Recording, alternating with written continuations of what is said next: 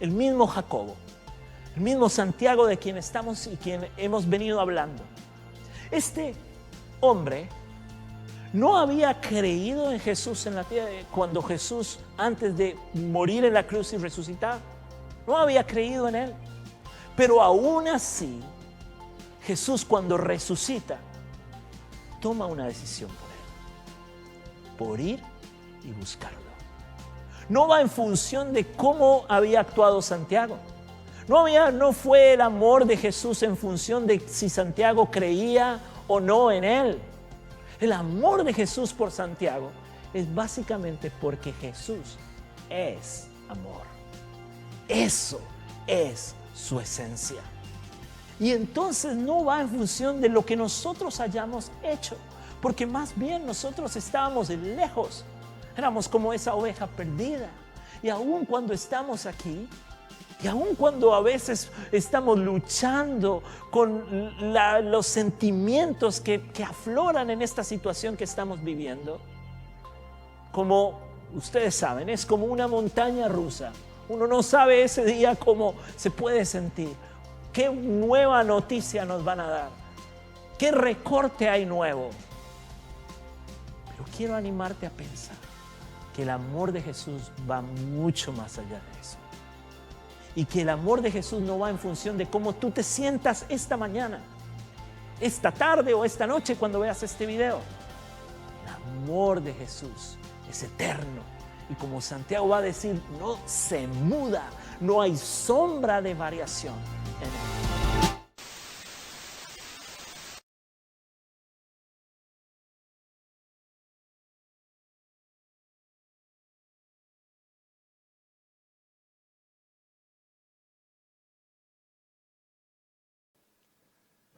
Muy buenos días a todos. Dios nos bendiga este domingo de mañana. Me gustaría comenzar con una oración también este tiempo. Padre, te agradezco tu presencia con cada uno de nosotros. Te pido, tú estés preparando nuestros corazones ahora, Señor. Nos ayudes a concentrarnos en ti, en tu palabra, en tu presencia, Señor. Y que podamos realmente abrir nuestro corazón, nuestra mente, Señor, a lo que tú tienes para nosotros en este tiempo. Gracias, Señor, que podemos contar contigo. En el nombre de Cristo Jesús. Amén.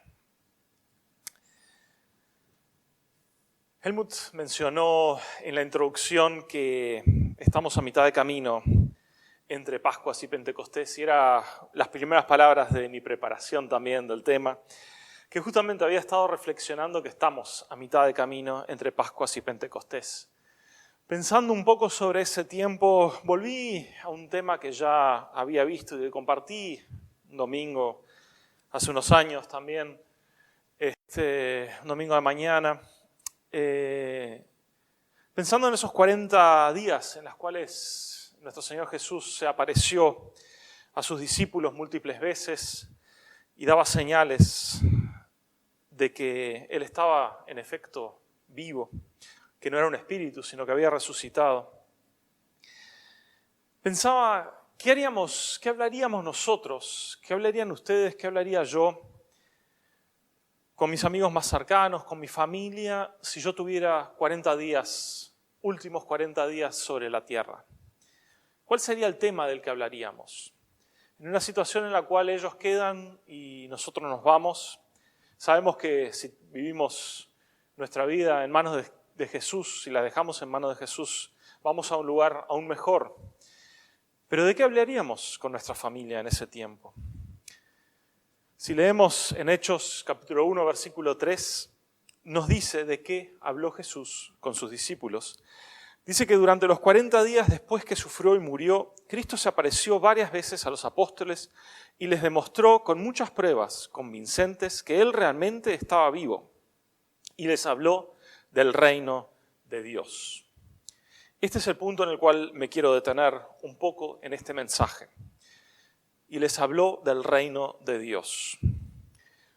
No tenemos en Hechos o en el Nuevo Testamento en general un registro detallado de qué fue lo que Jesús habló en esos días. Lucas nos cuenta a modo de resumen, con estas 7 palabras, qué fue lo que Jesús estaba comentando con ellos. Seguro habló de otros temas, pero Lucas lo vincula todo al reino de Dios. Como que ese era el tema que englobaba todo aquello de lo que Jesús hablaba. Cuando en los evangelios se habla del reino de Dios, cuando se habla del reino de los cielos, el concepto que se transmite es el del gobierno de Dios. La presencia de Dios como gobernante, como autoridad sobre nosotros, como autoridad sobre esta tierra. También tenemos en el Padre Nuestro aquella parte que dice: venga tu reino, hágase tu voluntad en la tierra como es hecha en los cielos. Entonces el concepto es que realmente el reino de Dios en el cielo ya está presente. Él gobierna el cielo, allí está su reino. El tema es traer ese reino a la tierra. En algún momento anterior, en algún mensaje anterior, compartí sobre cómo Dios nos delegó la autoridad sobre la tierra a los seres humanos.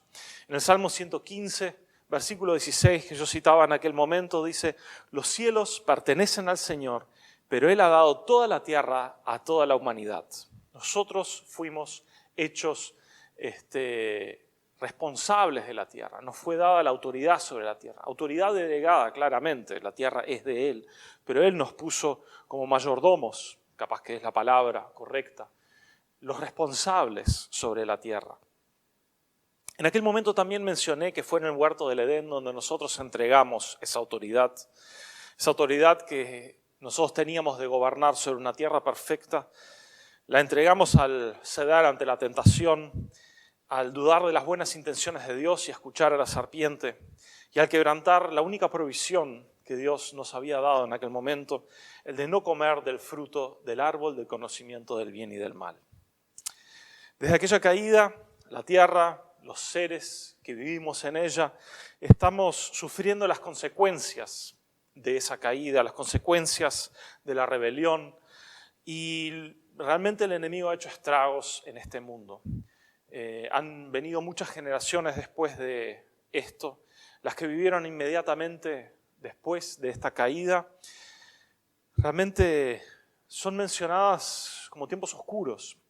Génesis nos habla solo como 2 personas que resaltan en este tiempo, mientras muchas otras fueron mencionadas como personas que caminaron con Dios en los tiempos posteriores al diluvio. En estos tiempos anteriores solo nos menciona a Enoc, quien caminó tan cerca del Señor que el Señor se lo llevó, y también a Noé. En aquellos tiempos los seres humanos habían hecho tanto mal que Dios decidió comenzar de nuevo. Toda la humanidad iba a ser limpiada, iba a ser borrada, y solo Noé y su familia quedarían para comenzar de nuevo.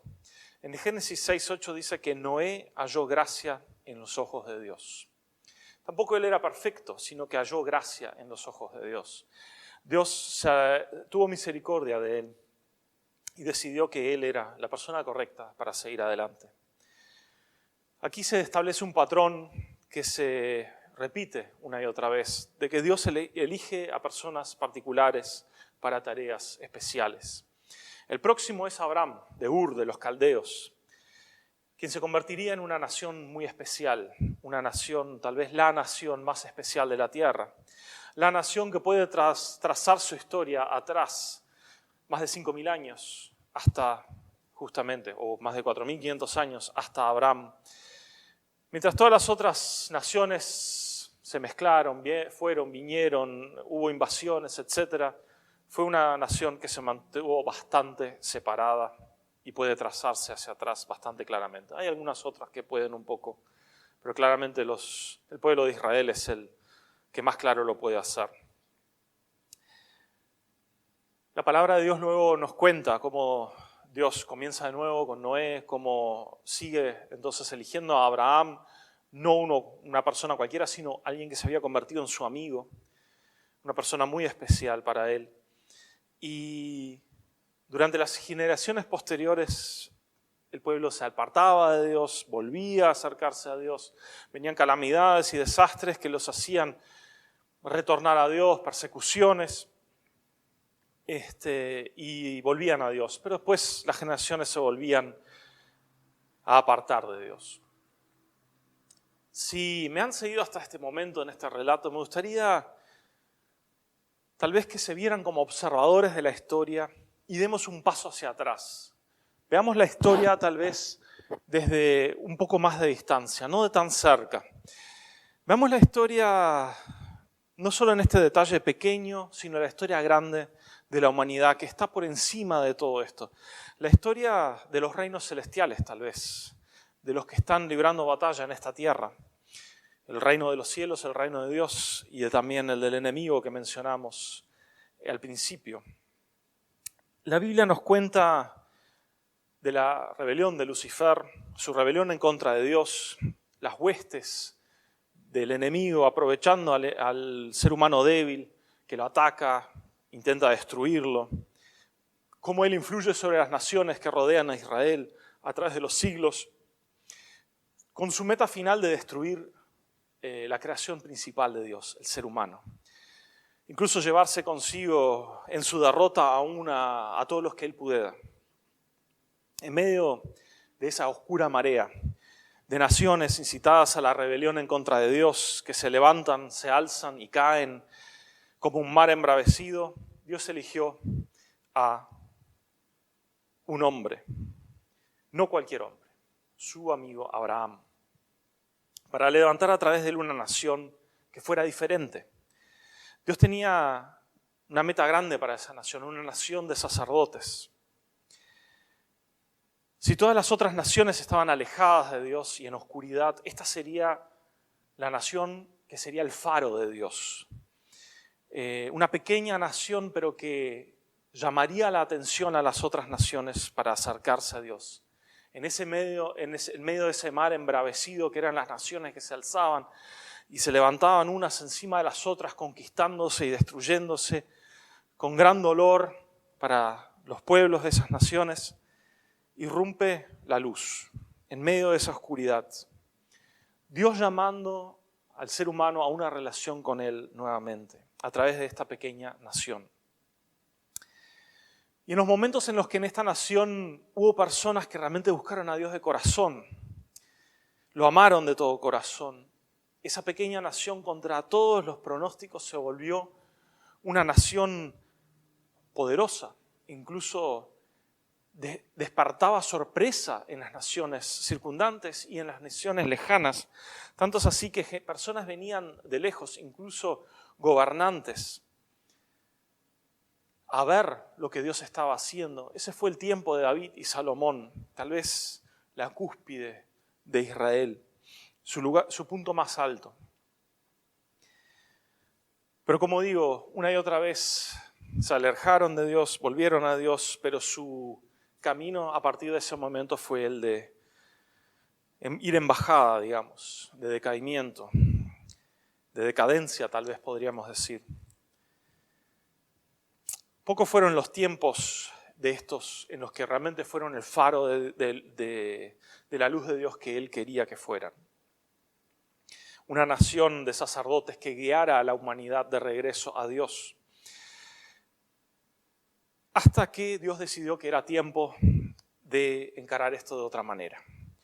Ya había demostrado de que el ser humano con leyes nunca iba a poder acercarse a Dios, de que nosotros por nuestra propia intención era muy difícil que llegáramos realmente a acercarnos a Dios y era difícil que el ser humano entendiera que necesitaba de Dios, incluso con todas las leyes que le dio, y decidió colocar la piedra fundamental de un nuevo reino. Un reino que ya existía en el cielo, pero que aún aquí en la tierra no estaba establecido. Un reino que trascendería los confines de este mundo, porque realmente provenía de otro mundo. Este reino debía irrumpir, en la tierra. Pensemos un momento en Jesús. Jesús es esa piedra fundamental, el comienzo de ese nuevo reino. Si pensamos en la situación en la cual Jesús estaba, pensando ahora en que ya fue la Pascua y que Él ya murió en la cruz para pagar nuestros pecados, que Él ya resucitó y que en ese momento de la resurrección Él había estado en el Seol, dice la palabra, en la tumba. En ese momento ningún humano había todavía tocado a las puertas del cielo. En la mañana de resurrección, Jesucristo resucitado es el primero que, viniendo de la tumba del Seol, llega a la puerta de los cielos y toca la puerta. En Efesios dice, cuando ascendió a las alturas se llevó a una multitud de cautivos y dio dones a su pueblo. Fíjense que dice ascendió, dice en Efesios. Sin duda eso significa que Cristo también descendió a este mundo inferior. Y el que descendió es el mismo que ascendió por encima de todos los cielos, a fin de llenar la totalidad del universo con su presencia. Él llega a las puertas del cielo, puertas que habían estado cerradas para la humanidad desde los tiempos antiguos, desde la caída. Y no llega solo, sino que trae a una multitud de personas. Nos dice el relato que cuando Jesús resucitó, vieron a los profetas antiguos, a personas del pasado, caminando por las calles de Jerusalén. Es como que Jesús dijo, voy a aparecerme a mis discípulos, espérenme acá un momento, visiten, hagan un poco de turismo por Jerusalén, vean cómo está la cosa, que yo ya vuelvo. Y después se los lleva al cielo. ¿Recuerdan lo que dice el Salmo 24? Si aún me siguen con este análisis que estamos haciendo de la historia, intentando dar un paso atrás y ver la historia grande, entonces imagínense en este momento Jesucristo frente a las puertas del cielo. Paredes altas, impenetrables, paredes que se pierden en el horizonte, en la distancia. Y él, Yeshua, el Mesías de Israel, con los santos de las generaciones anteriores, parado frente a esta puerta. Y en esa imagen, con esa imagen en mente, leamos el Salmo 24. Salmo de David que dice así: la tierra es del Señor y todo lo que hay en ella, el mundo y todos sus habitantes le pertenecen, pues Él echó los cimientos de la tierra sobre los mares y los estableció sobre las profundidades de los océanos. ¿Quién puede subir al monte del Señor?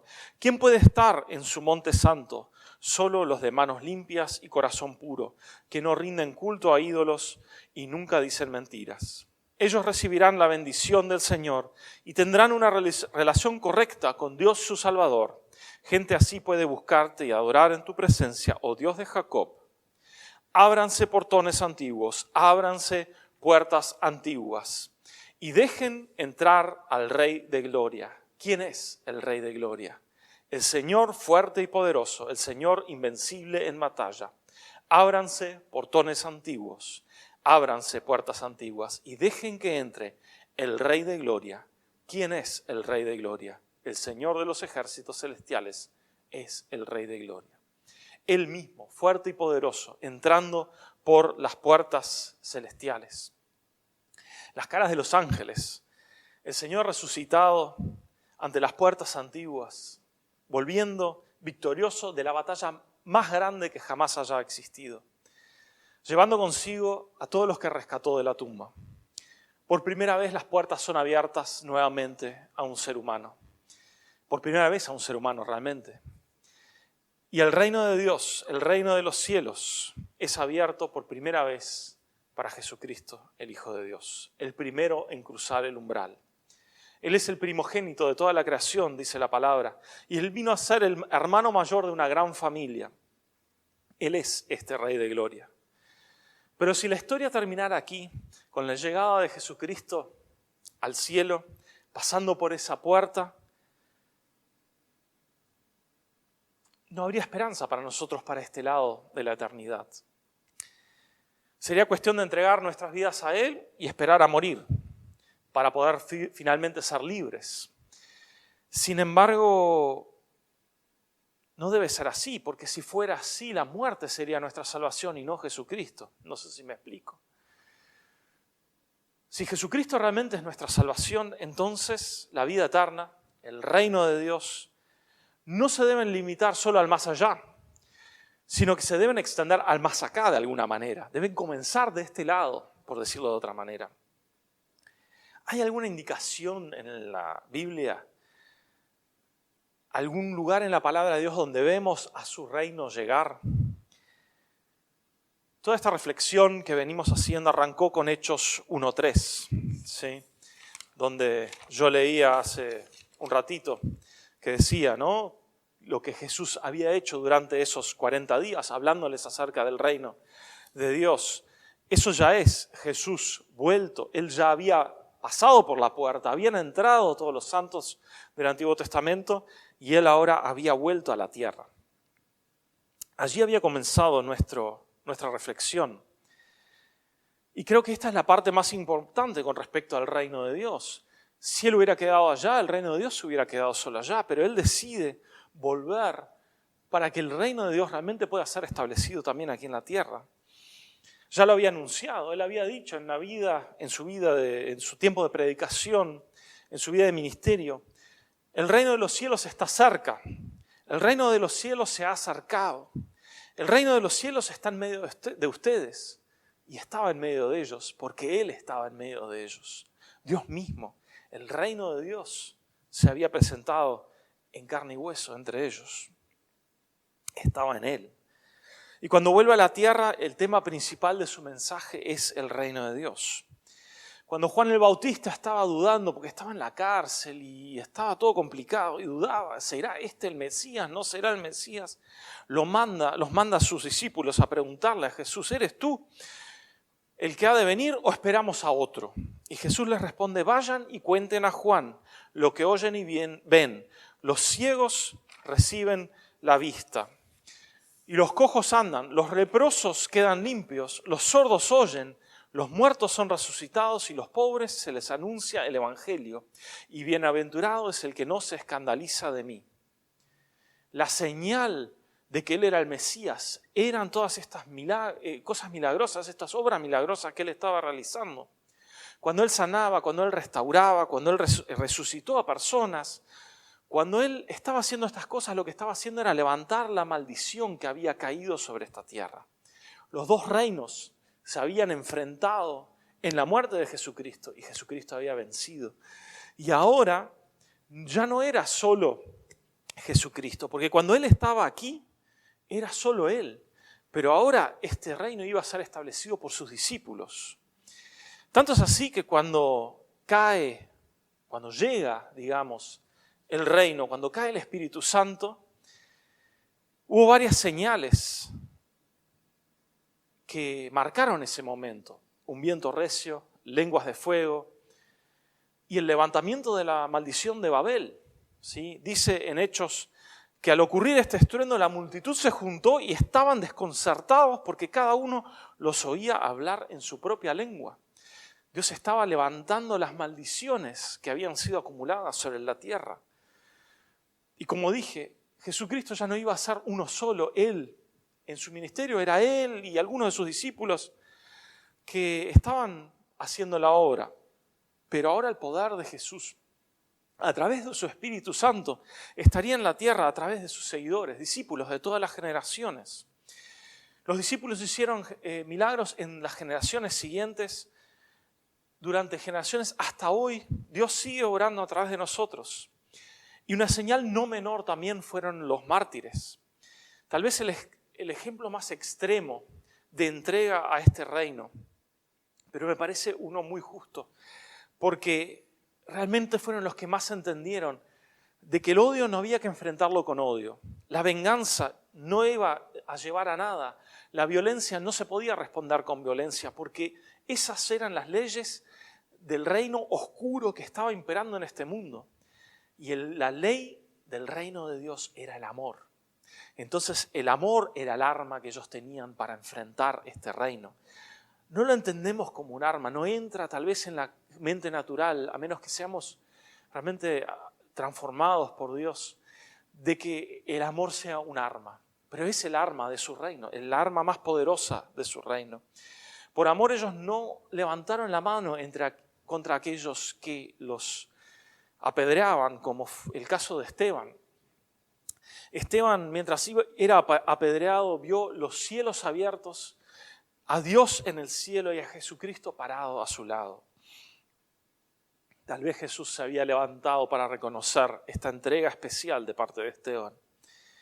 Y así surgió un reino nuevo, un reino que había iluminado un poco algunos rincones de este mundo, pero que todavía no había realmente entrado hasta que realmente el Espíritu Santo de Dios vino a vivir en personas comunes, en cada uno de nosotros, los que hemos entregado nuestra vida a Jesús. Muchos intentaron someter a este reino, corromperlo. El enemigo no se ha quedado quieto. Y entonces también corrupción entró en la iglesia y hubo casos de cosas muy terribles que sucedieron. Personas que metidos dentro de la iglesia no habían entregado realmente su corazón a Dios, o personas que cedieron ante la tentación y fueron de mucho daño para el reino de Dios.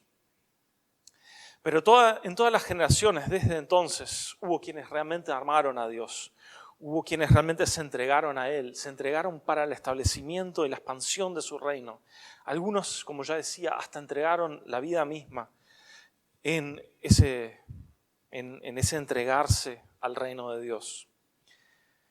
Mi pregunta es, ¿estamos siendo transformados por el reino? ¿Somos realmente ciudadanos de este nuevo reino? ¿Seguimos siendo los mismos envidiosos, engañosos, mentirosos y vengativos que éramos? Si el reino de Dios realmente está en nosotros, nosotros deberíamos estar cambiando. No por una motivación interna, por un deseo propio de nosotros, sino por estar viviendo en el amor de Dios, por estar entregados a su presencia, por estar sometidos a su reino. Debería ser lo natural, lo normal de que fuéramos transformados por Él, por su Espíritu que vive en nosotros. Él debería estar cambiándonos, su amor nos debería estar transformando. ¿Es eso lo que está pasando con nosotros? Este efecto que está teniendo el reino de Dios en nosotros, su Espíritu viviendo en nosotros, nos está afectando tanto que estamos empezando a afectar nuestro entorno, estamos siendo de bendición. Dios nos está permitiendo vivir en un tiempo tal vez desacostumbrado, difícil. Tal vez la palabra pandemia o el COVID, todo eso está asustando a la gente. Pero nosotros somos ciudadanos de otro reino. Si estamos realmente sometidos al reino de Dios y Él nos está transformando, nosotros deberíamos ser luz en medio de esta oscuridad. Si estamos siendo transformados, obviamente el primer paso fue el entregar nuestra vida a Dios, a nuestro Señor, reconocer nuestra necesidad de Dios. Y Él comenzó a hacer esa transformación en nosotros. Y si en tu caso todavía no entregaste tu vida a Dios, tal vez este sea el momento de entregar tu vida a Jesús. Si quieres orar conmigo, hay una pequeña oración que podemos hacer. Puedes seguirme en la oración. Y si realmente estás decidido a entregar tu vida a Jesús, puedes orar así. Señor, reconozco que te necesito, que estoy lejos de ti. Quiero ser parte de tu reino. Te entrego en este momento mi vida, Señor Jesús. Te pido que vengas a vivir en mí a través de tu Espíritu Santo. Gracias, Señor Jesús, por entregar tu vida en la cruz por mí, por pagar mi deuda con Dios, para que yo pueda tener vida eterna en tu reino. Gracias, Señor Jesús. Y si acabas de entregar tu vida a Jesús, entonces bienvenido a la familia de Dios. Y para todos nosotros, los que ya hace tiempo que estamos y los que acabamos de entrar, creo que este tiempo es un buen momento para reflexionar cómo estamos siendo de bendición, cómo somos nosotros factores en la expansión de este reino de luz, ¿sí? Que trata de levantarse en contra, que se levanta en contra de la oscuridad, de esta oscuridad que en tiempos pasados tanto permeaba el mundo y que se empieza tal vez a difuminar de a poco gracias al reino de Dios que está llegando.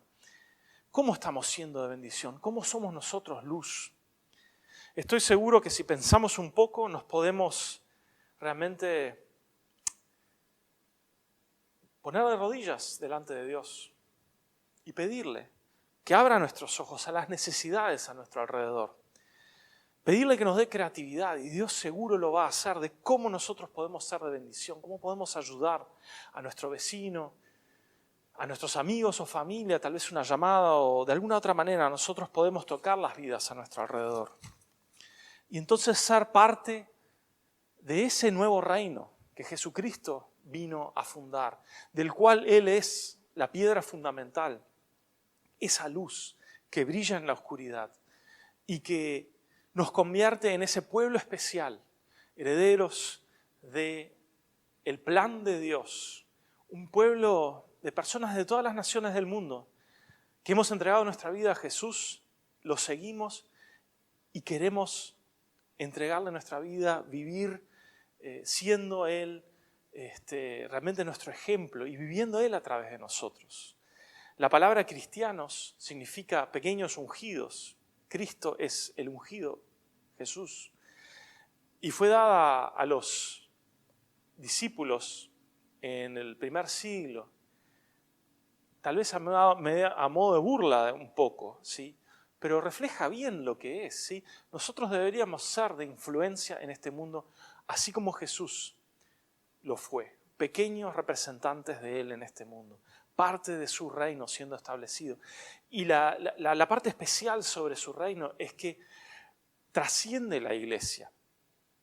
La idea es que sea un reino que compite con los reinos de oscuridad que intentan gobernar este mundo. Y entonces no se pueden esconder en cuatro paredes, no puede estar restringido a un espacio limitado, sino que tiene que estar permeando la sociedad, permeando la realidad que nos rodea, ¿sí? Entonces seamos esa luz, seamos miembros, embajadores de ese reino que Jesús vino a establecer. Seamos parte de esa historia que hoy estuvimos tratando de ver y entender un poco más. Oremos.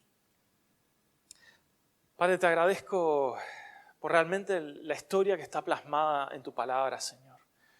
De cómo después de la caída realmente tú moviste cielo y tierra para volver a tener una relación con nosotros, Señor. Y demostrarnos que te necesitamos primeramente, Señor. En el Antiguo Testamento tan claramente, Señor, de que nosotros no podíamos, ni siquiera cumpliendo todas las leyes, realmente llegar a acercarnos a ti. Porque si quebramos una sola de tus leyes, Señor, uno solo de tus preceptos, habíamos incumplido toda tu ley, Señor. Y después estableciendo un camino a través de Jesucristo para volver a ti, Señor. Gracias. Gracias que hiciste posible el que nosotros podamos tener una relación contigo de nuevo. Gracias, Señor, que podemos venir a ti y orar, Señor, alabarte, adorarte y entregar nuestras preocupaciones, nuestras cargas en tu mano, porque sabemos que tú nos ayudas a cargarlas, Señor. Las dejamos en tus manos y, Señor, caminamos felices, agarrados de tu mano, Señor, sabiendo que tú nos guiarás, incluso por el valle de la oscuridad de la sombra de oscuridad más tenebrosa, Señor. Y sabremos que estamos contigo, Señor, y tú nos sostendrás, Señor. Gracias, Señor, que podemos contar contigo, aún en medio de esto que nos toca vivir en este momento. Te pido, Señor, ayúdanos a mantener nuestros ojos, Señor, en ti, para que podamos brillar y ser luz en este mundo. Gracias, Señor, por este tiempo, Señor, de mirar tu palabra y también de alabarte y de adorarte, porque es especial, Señor, poder venir a tu presencia y entregarnos nuevamente, volver a enfocarnos en ti, Señor. Ayúdanos a hacerlo día a día, también en nuestros hogares, Señor. Buscar unas alabanzas para cantarte, Señor, y poder orar, Señor, y buscar tu presencia. Gracias, Padre. Otra vez, gracias por este tiempo. En el nombre de Cristo Jesús. Amén. Y quiero también pedir, Señor, bendícenos en este tiempo, Señor, en esta semana que nos vamos a estar separados, Señor. En este tiempo tú estés guardándonos y protegiéndonos, Señor. Realmente tu luz brille sobre nosotros. Que tú realmente camines con nosotros, Señor, y nos des fuerza, Señor.